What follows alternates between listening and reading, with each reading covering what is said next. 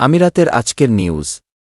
চট্টগ্রাম বন্দরে বিনিয়োগে আগ্রহ প্রকাশ সংযুক্ত আরব আমিরাত। বিস্তারিত জানতে ভিডিওটির শেষ পর্যন্ত দেখুন। চট্টগ্রাম বন্দরে বিনিয়োগ করতে আগ্রহ প্রকাশ করেছে সংযুক্ত আরব আমিরাত সরকার।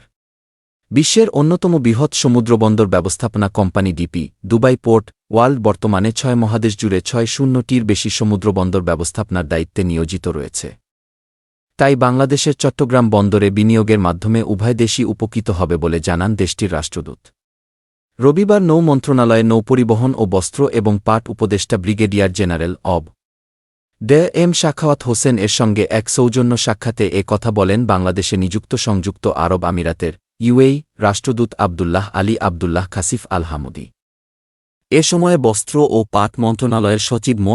আব্দুর রৌফ, নৌপরিবহন মন্ত্রণালয়ের অতিরিক্ত সচিবের রুটিন দায়িত্বে সঞ্জয় কুমার বণিক, নৌপরিবহন অধিদপ্তরে মহাপরিচালক সহ মন্ত্রণালয় এর ঊর্ধ্বতন কর্মকর্তাবৃন্দ উপস্থিত ছিলেন। সাক্ষাৎকালে রাষ্ট্রদূত চট্টগ্রাম বন্দরে সংযুক্ত আরব আমিরাত সরকার বিনিয়োগ করতে চায় জানিয়ে বলেন, বাংলাদেশ সংযুক্ত আরব আমিরাতের বন্ধু রাষ্ট্র, ব্যবসা বাণিজ্য সহ দ্বিপাক্ষিক বিভিন্ন বিষয়ে উভয় দেশের মধ্যে গভীর সম্পর্ক বিদ্যমান। সংযুক্ত আরব আমিরাত বাংলাদেশ থেকে পোশাক, কৃষিজাত পণ্য, নিটওয়্যার সহ বিভিন্ন পণ্য আমদানি করে আসছে। সমুদ্রবন্দর ব্যবস্থাপনা company DP Dubai port world বর্তমানে ৬ মহাদেশ জুড়ে ৬০টির বেশি সমুদ্রবন্দর ব্যবস্থাপনার দায়িত্বে নিয়োজিত রয়েছে। এছাড়া ১০টি দেশে তাদের কার্যক্রম আরও বিস্তৃত ও নতুন প্রকল্প বাস্তবায়নাধীন রয়েছে। আমাদের লন্ডন গেটওয়ে পোর্ট নির্মাণের অভিজ্ঞতাও রয়েছে। উপমহাদেশের অন্যান্য দেশ ভারত, পাকিস্তান, শ্রীলঙ্কায়ও ভালো অভিজ্ঞতা রয়েছে আমাদের।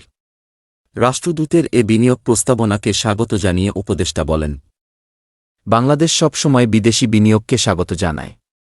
সংযুক্ত আরব আমিরাতের সাথে আমাদের ব্যবসা বাণিজ্য সহ বিভিন্ন সেক্টরে বহুমাত্রিক সম্পর্ক বিদ্যমান।